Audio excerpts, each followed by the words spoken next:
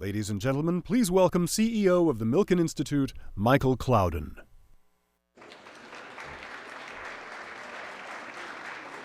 Good morning. First, my apologies for starting a little late. Traffic has delayed not only a number of our attendees, but one of our panelists, but our panel's all together now, so we're getting going. So I do want to welcome you now to the Milken Institute's California Summit. If you're not supposed to be at the California Summit, you can go to the next room over there. We're, of course, delighted you're able to join us and to be part of the conversation about the future of our beloved state. The Milken Institute is California born and raised. While the focus of much of our work is global, and we now have offices in Washington, D.C., Singapore, and London, our Californian outlook influences what we do and how we do it. To us, that means a commitment to innovation, to pragmatism, and to focusing not on decrying problems, but to finding solutions. Today's summit has been organized by the Institute's California Center. The center focuses on identifying solutions to keep the state's economy vibrant, and to do so brings together leaders from the worlds of policy, business, and philanthropy to search for common grounds and shared solutions.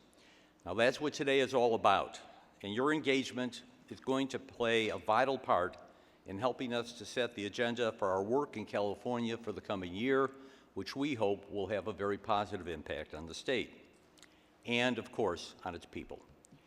Now, before we begin our first panel, let me just go through a couple of minor housekeeping details that we hope will help to make your experience at the summit more enjoyable. First, to stay tuned throughout the day, in order to be wired throughout the day, you have a choice of either going to the coffee stations or logging onto the Wi-Fi. And the info on Wi-Fi access should be up here, but there we go. I want to point out that since we printed the program that you have, they changed the Wi-Fi access, so use this and on the little cards that you received, not what's in the program to do the access. Also, if you haven't done so, now that you're connected, please download the Milken Institute app. The event app will have all the information that you need, not only the agenda, but the biography, the full detailed description of each of the sessions, and the biographies of all of the panelists. So please download the app if you haven't done it. And finally, to expand the conversation, please join or follow the conversation on our Twitter feed, which is hashtag CA Summit 16. It's on Twitter. So please feel free to join the conversation. All right. Enough with the housekeeping details. We're ready to start our first panel, which is Enhancing California's Role as a Global Crossroads for Trade and Investment. Now, I'm delighted to introduce the moderator, Kevin Klowden, who is the Executive Director of the Institute's California Center. He is an author and co-author of numerous Institute reports, including Strategies for Expanding California's Exports and A Golden Opportunity with China.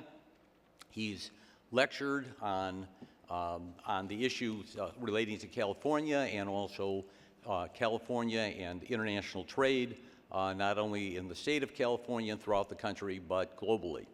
And it's my pleasure to introduce Kevin, who in turn will introduce our very distinguished panel. Kevin, panelists, all yours.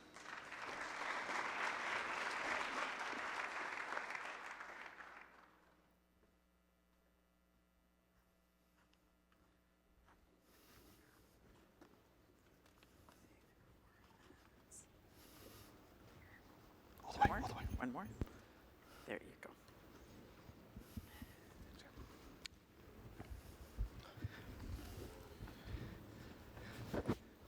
Good morning, everyone, and thank you for braving the numerous accidents and slightly insane traffic to get here this morning. It is very much appreciated. As mentioned, my name is Kevin Klowden, Executive Director of the California Center. I want to also welcome you to what is going to be an excellent panel that will open up, I hope, an excellent summit from beginning to end.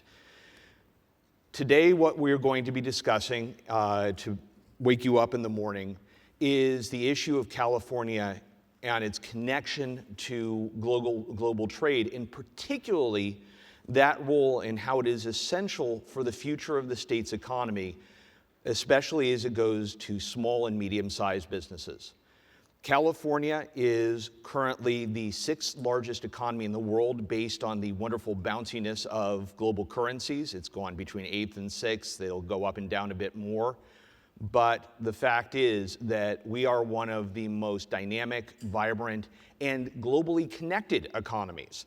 And it is essential for the future of this state's economy that we look at being able to connect not just the traditional large exporters and the traditional large recipients of foreign direct investment to the global economy, but also the numerous small and mid-sized businesses. Of small and mid-sized businesses, perhaps 1 in 20 are regular exporters, maybe 1 in 10 are directly connected to exports. You could go in at best 1 in 5 are indirectly connected, and yet, if you look at it more broadly, California is dramatically and completely connected to the global trade network in a greater sense. Right now, over 40% of all container goods shipped to the United States pass through California. As a matter of fact, if you include both Southern and Northern California, it tips even closer to 50%.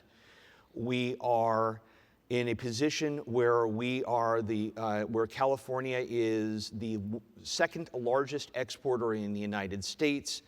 We are, however, the 2nd largest because we used to be the largest until 2001 and slipped behind Texas.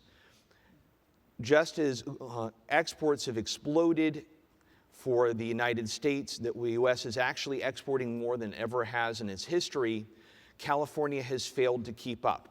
As the world's global middle class grows, just as it is leveling off here in the United States, it is increasingly important that if we want to grow new entrants into our middle class, that we do so through small and mid-sized businesses being able to take advantage of selling to the rest of the world. We happen to be located in the Small Business Administration's Region 9, which is the single most active SBA lending market in the country. We are, in fact, in LA County right now, which is the single busiest center of small business in the United States. And we happen to be in a state that has some of the largest expat populations from more than a dozen different countries outside of their region. In fact, closer perhaps to even 20 that are here in California with connections back home and an entrepreneurial spirit, which helped in many cases to bring people here, that gives an opportunity for connections, for exports, and the ability to bring in foreign direct investment that we have only begun to touch the surface of. Today we have an excellent panel, as I noted, with a group of experts who far outshine my knowledge in this area because of their individual expertise, starting immediately with Caroline Brown, who's over on my far right, your left. She's Director of Global Trade and Supply Chain Solutions at Bank of America Merrill Lynch. She's actually based here in Los Angeles and previously was First Vice President of Comerica's International Trade Finance Department and actually is a former Director of the California Export Finance Office and former Acting Director of the state's Office of Export Development. Next to her is also an individual who has graced California again with her presence, but a couple years ago left her long service of California history, the SBA Administrator Maria Contreras-Sweet, who we're thrilled to have with us today.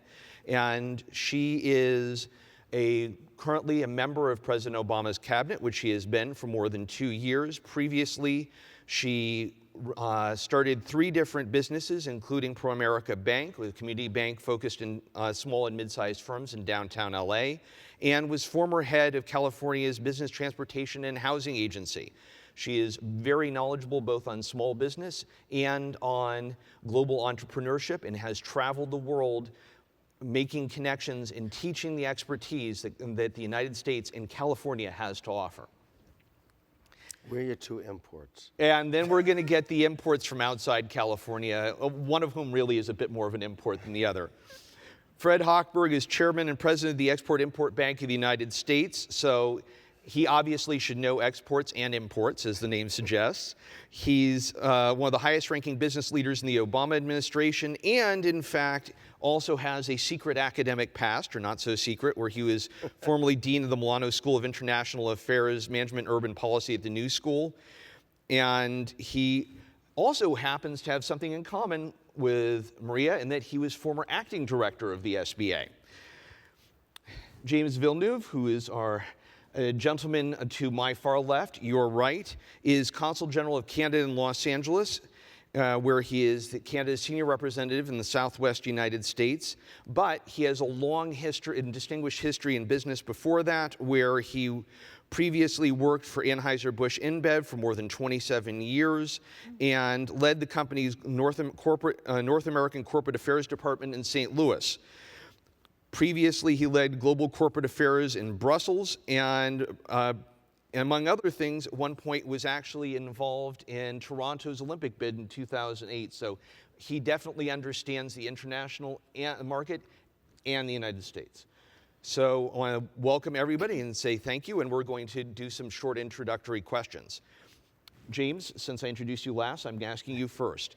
How did your extensive experience in the private sector inform your advice for foreign direct investment in the public sector? Sure. Well, thank you for having us and for having me. I spent a long time in the private sector moving into the public sector, although they're not separated the way I think a lot of people think they are. We were, in my business career, we were on a globalization path that were making acquisitions in major countries of the world where governments were almost the first people you would meet with when you would do it, based on approvals, based on regulatory pieces that were involved. And I bring that up because the government concerns were always about jobs, about the issues that we would be coming in with. As I move into what I'm doing right now, which is promoting trade between Canada and the United States and other places, we very much are trying to demonstrate the economic value to people and then trying to communicate and translate for business, particularly small business, how to access markets and how to move forward. And it's amazing the amount of people that do want to grow in places like Canada or want to grow down here that need help, right? They'll come to us and say, can you please explain the difference between the county and the city and all the other things that go on here? Thank you. Now, building on that, Maria, given your experience in both the California and federal government, talking about the role of government, can you describe how those two different levels can help California's small and mid-sized businesses and to export as well as to attract investment? Thank you, Kevin. First of all, let me just thank you all for engaging in this, what I think is a really important topic with the advent of all that's taking place, the globalization that technology is offering us. We are now experiencing in this beautiful country of ours 72 months of consecutive job growth, 72 months. And so when you think about that incredible economic engine, it's the small businesses that are fueling that. And so I'm really proud to represent the President's voice for small businesses.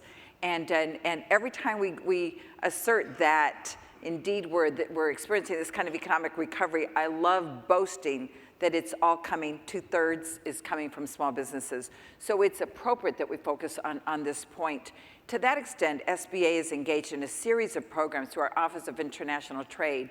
First, with respect to California, what we're doing is launched a program called STEP, the State Trade Export Program. We think it is important for the federal government to work collaboratively with the states and with the SME community to make sure that we're actually making face-to-face connections. It's one thing to use technology, high tech, but we also have high touch. And so we have to engage locally, face-to-face, mano a mano, if you will. And so we're experiencing incredible, like 17-to-1 for every dollar we invest, we're experiencing a $17 ROI back to the US in terms of this STEP program. We provide the state resources to actually send small businesses to trade missions around the world, and it's inuring very positively to California. So that's the way in which the public sector intergovernmental affairs can work with the private sector, the SME community, to make new relationships.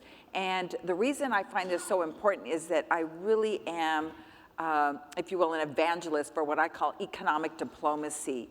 It's one thing to say that we want to export Uber and Airbnb and Facebook and everything else. It's another thing to say we want to export our values, American values. And when we connect people to people, we're having people appreciate and understand what our American democracy is about. And I think that kind of economic diplomacy goes a long way. Thank you. And as we get into the issue of economic diplomacy, we have Fred, who you are particularly well versed in that regard. But historically, exports have been viewed as a large company's game. Why have small and mid-sized enterprises become so vital to growth in California's exports? Well, again, thank you for including us here. And I think about what Maria just said, and that is small businesses actually at the Export-Import Bank of the United States make 90% of our customers are small businesses as defined by the SBA. So it's a government-wide definition. It's where a lot of the innovation comes from. It's where a lot of the new thinking comes, a lot of the jobs are coming from. I visited yesterday. I'm here in California and the West Coast for a week. I visited SpaceX. When we started working with them, they were a very small company. They now have over 4,000 employees. I visited a company called CTC Global that uses fiber optic cables to have stronger transmission lines. They've got about 72 employees, and about 80–90% of their goods are exported around the world. Another company I just visited their site in Sri Lanka. It's called Tetra Tech. They do develop potable water. In a place like Sri Lanka, no more than 35% of the people can turn on the tap and get water. This one project will change that from 2 hours a day for 25,000 people to 100,000 people, 7 days a week, 24 hours a day. So there are a lot of innovative companies that are focused on exporting. What I think the change I've seen is, I've been at the bank over 7.5 years. Companies are looking at exporting as part of their initial business strategic plan from the start. When I was in business in the last century, we looked at exporting once you'd exhausted the local market. Now, it's very different. I think companies are far more looking at a global strategy from the start. Okay. Thank you, Fred. Now, Caroline, since you deal with a lot of the businesses directly, I know a number of small and mid-sized businesses are intimidated at the idea of exporting, yet very much would like to do so. What are the key factors that any small or mid-sized company should know before they consider exporting? That's a really good question. I'm glad to be able to be here to give a banking perspective of what exporters are experiencing out there. We use some of these programs here as resources to help exporters, but I think some of the things that California exporters need to know is that their product is very attractive. It's not that people don't want California product, they certainly do. In fact, they're willing to pay more to obtain it, but it comes down to cost sometimes. And there are some factors that we've experienced lately, like everything from drought to the dollar being so strong that have made California products more expensive. And so we look at different tools to try to make it easier for exporters to be successful. Some of the things I think they need to pay attention to are timing.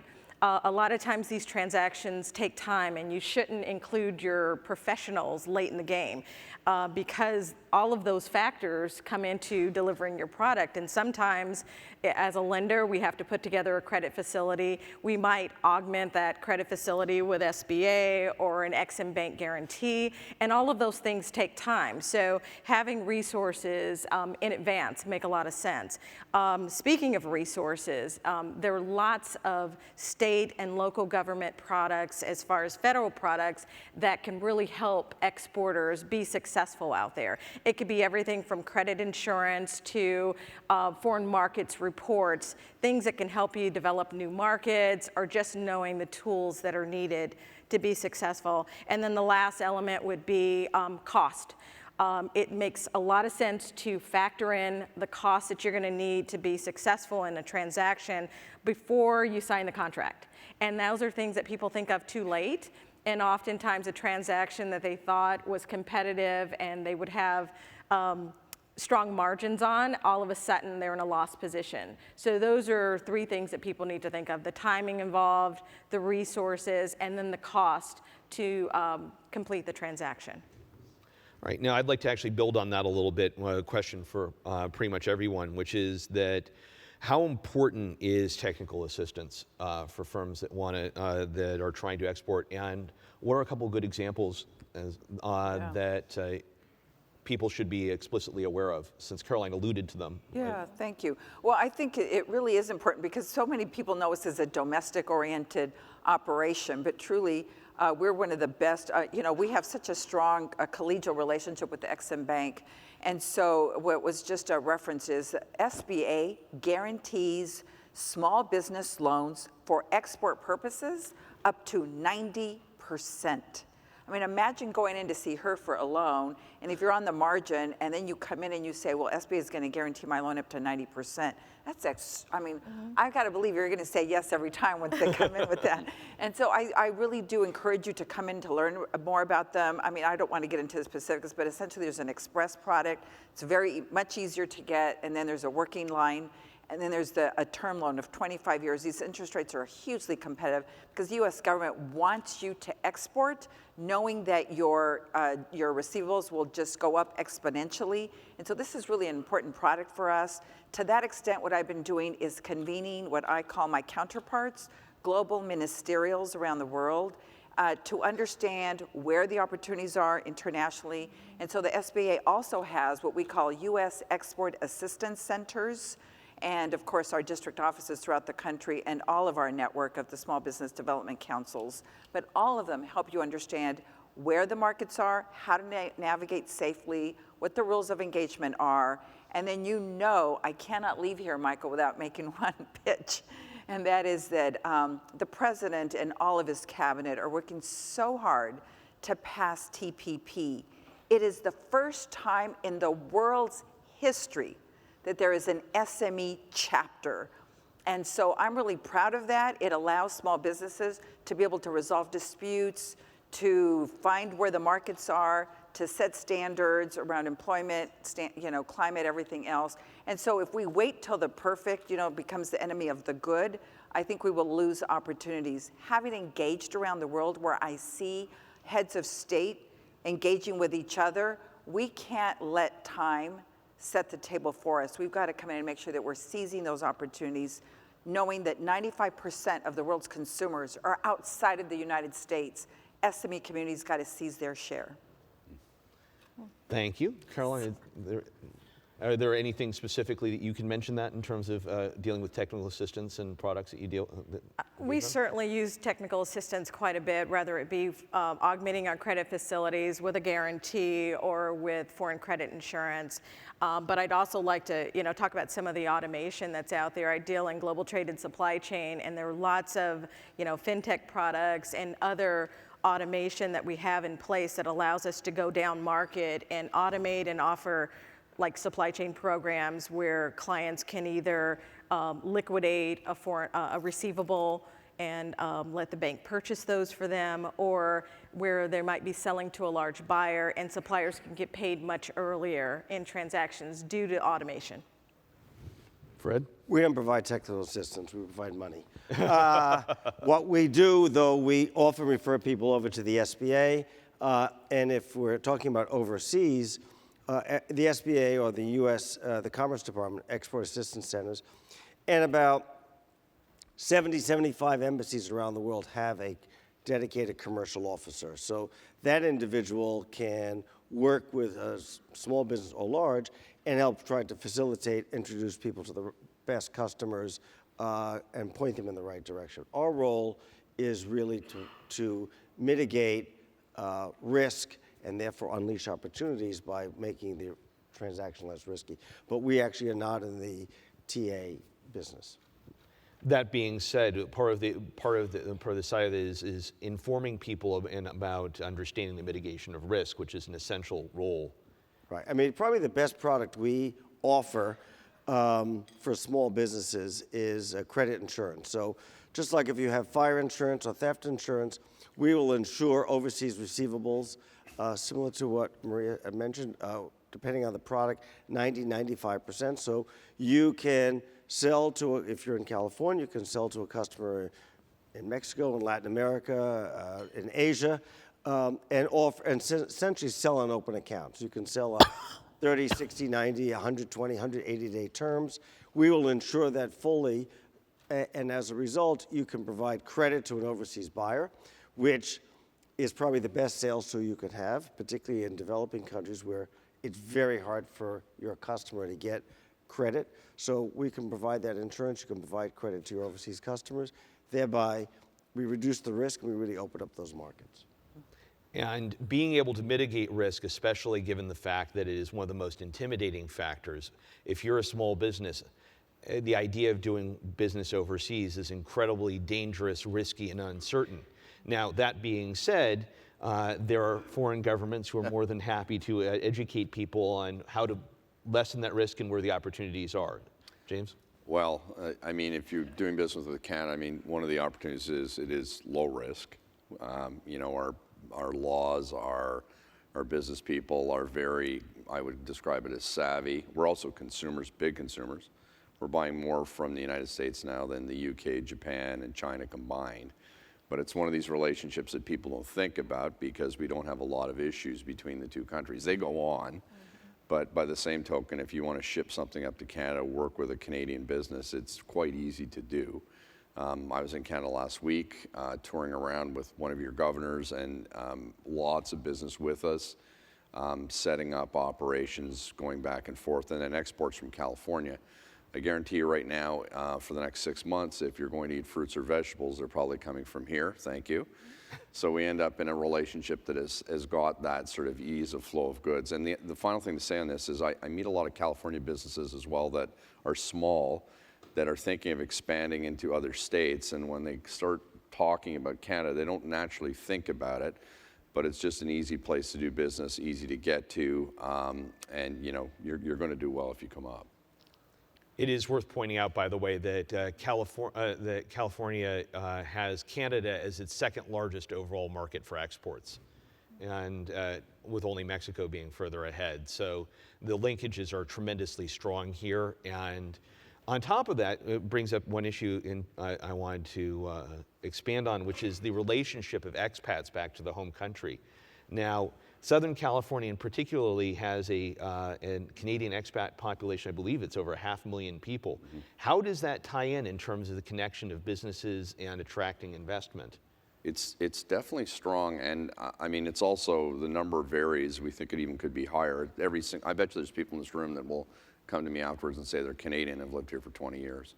But the connection on businesses, people are down here, they recognize the market in Canada, they realize that it's an opportunity, and people move back and forth. And literally with hundreds of thousands of people also traveling here as well. Palm Springs, good example of upwards of 35,000 people a week going in there starting the 1st of November. And many of them get down there and they want to do other things. So they're creating businesses, creating opportunities. So with a large diaspora, that's a very strong connection, for sure.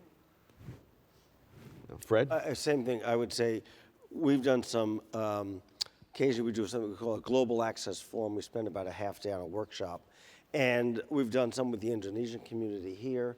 And we've looked at a number in the Washington, D.C. area. There's a large Ethiopian population. So we're really looking at those. Those are people who've come to America, understand sourcing in America, and also understand their home country. So they're really prime as exporters. The other actual group that's very prime for exporting, and we're coming up on it, is veterans, because they've often been posted overseas. They have an understanding of overseas markets and globalism. So they are also been a very good source of companies, small businesses. There's one we work with in Orange County called Firm Green, started by a man named Steve Wilburn, who's a Marine veteran, and it converts landfill methane gas into usable energy. So that's just another of the kind of both innovative and finding people who understand foreign markets and aren't intimidated by them.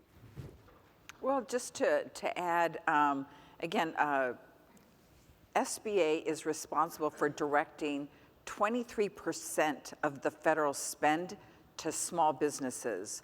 I was really proud that after about 6 years of not having met that goal, we hunkered down. We spent a lot of time with DOD, Department of Defense, and Energy and Health, and all of them, and generated a scorecard that said how people were doing and handed it to the president.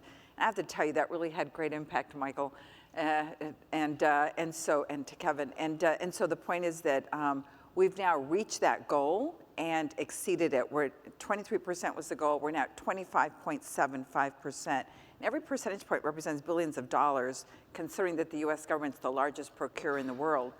But what we wanted to do to this point on trade is that we just said, how do we not just expand the numerator, but also the denominator? How do we grow the pie of what's available? And so we just changed a rule this year that said that we're now counting the spend of our federal departments abroad. And so what we find now is that more and more of the supply chain and federal departments are looking for SMEs to go with them and do business abroad. And I think that will also open up an enormous amount of opportunity. We're seeing that happen already. I was just talking with Merrill, the chairman of Northrop, and she said that now when she gets a contract from abroad, that she's going from 40 to 60% of her supply chain to fill that contract. 40 to 60% of the work is taking place through the supply chain. And what we're hearing from many of the President's Export Council members is that the new R&D in much of corporation today is called M&A. They buy small businesses so that they can save themselves a lot of brain damage and just be able to have nimbleness and be able to get the technology they need. Fred just referenced, for example, SpaceX. SpaceX, I mean, the innovation and their rate of ideation is so incredibly fast that they can't possibly build up, staff up quickly enough. So what they do is they just jump from different small businesses to be able to get the ideation and the innovation that they need. More and more corporations are looking at that strategy. So I would just say that to the extent that SBA can help you get contacts with the federal supply chain, the corporate community, and international opportunities in terms of the supply chain strategy, that's one of the major program offerings that we have at SBA. Thank you. Now, Carolyn, when you run into a number of businesses that are run by immigrant entrepreneurs, how do you establish those connections back home? Well, we have offices overseas and a large correspondent banking network that really are add a lot of advantage to our clients, where we actually have people on the ground that can help us in determining who these clients are and who the customers are that they're looking at. We're noticing that as the global economy is stretching out and the supply chain is getting larger, there's more transactions, there's more suppliers, and clients have a scarcity of capital, and so they need to consider not only access to capital or working capital, but they also have to look at risk mitigation tools as well. So we have things like letters of credit that come in place, because you can't always sell to all the clients under the same terms. So they really have to consider those Incoterms and what are the methods of payment per transactions. And it varies by country. It also varies by industry and product, because you can't necessarily sell grapes on the same terms that you would necessarily equipment. So having that vast network and expertise in different industries is very important. Now, one of the things that is particularly relevant for California in a modern exporting world is the rise of e-commerce. How much of a difference is that making in terms of being able to let small and mid-sized businesses access international markets in a way that they didn't previously? And do we actually understand the risks involved, and what can we do to facilitate that? I think it's very important, especially with so much fraud going on in the marketplace. And I know with credit cards, we've got chip encryption now, which makes things a little safer. But those transactions, they can have chargebacks much later, as much as 18 months later. And so we have a big thing in banking that's called Know Your Customer, and it's very important for them to try to establish relationships and rapport so they know who they're dealing with, so you can eliminate fraud. So it's a big issue. Yeah, I just want to underscore what you just said. I think it's so important. We launched a campaign around the EMV reader, as you just said. You know, everybody's swiping. You got to now dip the chip, and so it's a major campaign because small businesses don't know that the credit card companies now have transferred liability over to the small business. So now, if you've been defrauded, the onus is on you, effective about a year ago. And so it's really, really important for small businesses to get to that point. The US is so far behind on Europe on technology, and so we're like the last to still be using this old technology that's not good in that little strip, that magnetic strip. Get rid of it. And make sure you're using the dip. I'm serious. So true. You know, and so we're really just urging that. And along the lines of innovation and advancement in technology, I just wanted to say that I feel like I'm an evangelist for SBA today, but I have to tell you that one of the programs I love best that SBA offers is called SBIR, Small Business Innovation and Research. And I really urge you, if you do nothing else after you hear me today, I hope that you'll go to that site, because it is where we give, for anybody developing technology that is responsive to US government needs around how to learn better, how to heal faster. So all of the departments, the major departments in US government, spend billions on research. The SBA directs a percentage of those research budgets to small business in the form of grants. So if you have a technology that's responsive to any that we post on that site, we give you in the range of $200,000 to $400,000 just to pursue that technology, $400,000 to $1 million for stage 2, and then we take you to commercialization. This is a gift from the taxpayers of our great country. So anybody that's involved in technological advancements, it's the best site ever. And I'll just finish this comment with this point that when I was giving out the awards last year, this one person came up to me and said that they were really proud because it was their 12th one that they had received. Yeah.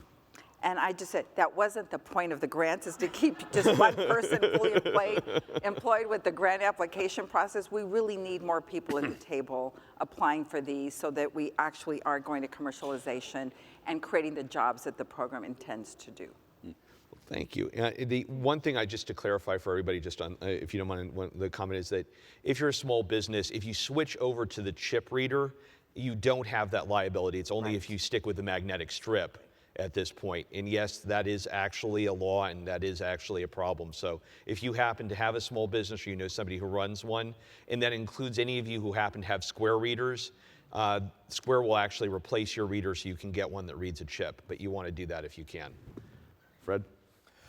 On e-commerce, I would say the best thing on e-commerce is that it does link small businesses with overseas sales overseas. They can bid on government contracts overseas, particularly in places like Sub-Saharan Africa, where more and more of the contracts have a large government component. I'm actually looking in the front row. I see Cookie Parker, who is on our Sub-Saharan Africa Advisory Committee. So if you have a question that I can answer, she can probably answer those questions. But that would be a role of e-commerce. We also use it. We have reduced some of our costs at the agency, and as a result, have a very active digital program. So we are looking for more companies that want to export, and we provide them with a lot of tools they can get online and through us. Essentially, we would like you to be a more successful exporter. If you're a more successful exporter, you'll be hiring more people, because our real report card is the number of jobs we support. Right. James, Canada obviously is nice and sophisticated, so. We love the chips. We've had those for so long that we had to remember our passwords when they started putting them in here. Yeah, okay. Yeah, I mean, it's just important, and I think that the advancements in technology, and we're an advanced society as well, and constantly pushing the envelope on new innovations. Some of the areas that we like to import from clean technology is an area where we can learn from California, and in fact, we've had a lot of interaction on that. We've got cap and trade arrangements now between our provinces and the state, and it's certainly expanding. So any of the expertise that might even be in this room, that's something that we're interested in trying to bring up to Canada in a greater way. I have a slightly more esoteric question. California is particularly a technology-driven state, and certainly from the outside. There are a number of, as has been mentioned, we have a number of innovators here that, whether they managed to get 12 SBI awards in a row or not. But one of the interesting things from a policy standpoint is that California is unusually impacted by rules on what products can be exported and how. A couple of quick things. One is, is there any chance of any of the export rules, particularly as they deal with technology, being loosened anytime soon? And if that would help California. And the other is, are any of the trade agreements that may or may not happen soon going to impact California? Well, thankfully, the Ex-Im Bank is not involved in this, but it's the Commerce Department that does, working with state, has certain rules about certain technologies, certain innovative products that have a national security component. The fact is, though, they are an exceedingly small percentage, and we're talking in the, if my recollection is the 1 to 2% of exports, so it's a very small percentage, are sometimes countries that want to score points with us will make it a much larger issue than it really is. So one, that is, and we have and I don't want to speak on behalf of Commerce, but they have been reducing the number of those on a regular basis. So in that case, in terms of trade, I think Maria said it well about the Trans-Pacific Partnership. I mean, we're at a crossroads. We have to decide whether we want to sit on the sidelines or engage. You know, when NAFTA was enacted in the mid-90s, there were maybe a dozen trade agreements, free trade agreements around the world. Today, there are over 600. So we're going to have to make a decision. And it's nothing is perfect. It's a hard decision. But we're going to have to make a decision whether we're going to engage or not. And I will tell you that I was just in China in August, and they are very anxious about it. And they would like nothing more than the United States to walk away from this agreement. It would serve their purposes enormously. They have an alternate trading agreement called RCEP, Regional Cooperation Economic Partnership, with many of the countries in Southeast Asia and Asia. So they would be delighted. So that's a choice we're going to have to make. Well, I just wanted to add that, you know, with Fred, Penny, Pritzker at Commerce, State, we have all worked really hard to I help you navigate through this journey of international trade. And I have to tell you that to Fred's point, you know, we've all been in sessions. I can remember being in Argentina, being in Estonia, being in Morocco, and every one of those countries, before or after, China had just been there trying to do business with them. And so it's not, as I mentioned earlier, it's not as though the world is standing still while we contemplate whether this is the perfect trade agreement. Just in Cuba alone, when we started engaging them, the first trip in was, we're completely socialist, we don't want entrepreneurship, stay away. And then the next time we went, it was, well, meet some of our entrepreneurs, the cuentapropistas. And then we started talking to them. We invited them over to GES, to the Global Entrepreneurship Summit in Stanford.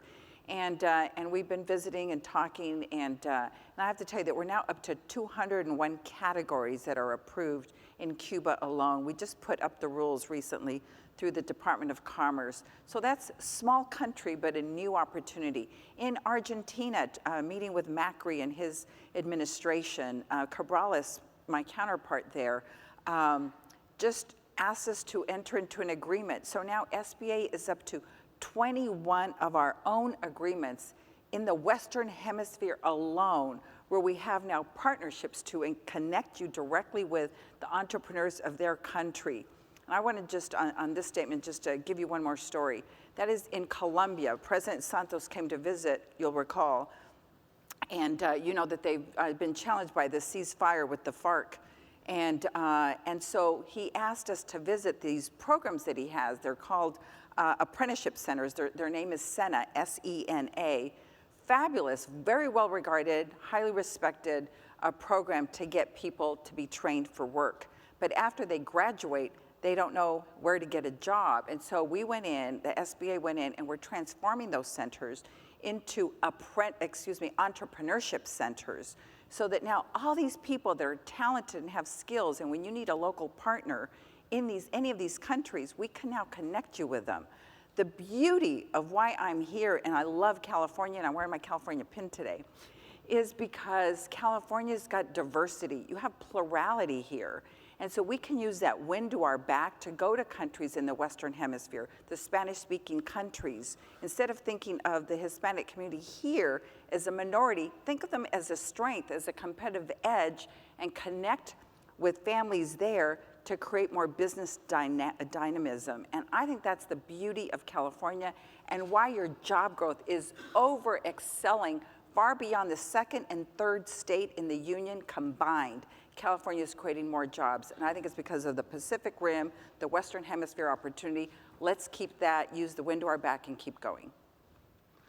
And Caroline, how do small businesses view the situation in terms of trade? Because I fear there's, even beyond exports, there's this view that it's pending competition and other risks. How do you address businesses and convince them that exports really are their thing and that they should be looking at this as an opportunity? Well, I think as markets locally are limited, people have to look outside. They have to look at export markets, and they may have been successful in one, but need to expand that. So we're always trying to eliminate some red tape and make it easier for our exporters. There's lots of, you were talking about regulations, there's lots of regulations within the banking industry. A lot of people, unfortunately, have used trade for poor reasons. You know, they'll have a letter of credit and there isn't really a product underneath that. So we have to be very careful in making sure that transactions are accurate, that our clients don't get caught up in problems with fraudulent buyers or fraudulent suppliers. And so, again, that goes back to kind of risk mitigation and our regulations. We just try to make it as smooth for our clients as possible and not delay their transactions, because with all the new regulations and things that are in place, it just makes things a little more complicated. And so, you know, having a good banker in place can help you solve a lot of problems. Fortunately for all your clients, you are a good banker. Absolutely. Except today when I'm not there for them. Just for the moment. We'll give you back to them shortly. Okay. Now, that one thing it does bring up, which is the issue of risk and sometimes dramatic things happening. Hanjin, which is the rather large Korean trading company, suddenly decided to declare bankruptcy and stop payment pretty much overnight. How do you deal with something like that, and how do you reassure companies that this is actually a safe environment and that this is, well, I can't quite say a one-off, but close to it? Well, I think that was a risk that people hadn't really thought of before. They weren't expecting a shipping company to go bankrupt. And so we experienced clients that had product on the ship that was in port that couldn't come in and land because of, you know, the companies that were offloading them were afraid they weren't going to get paid.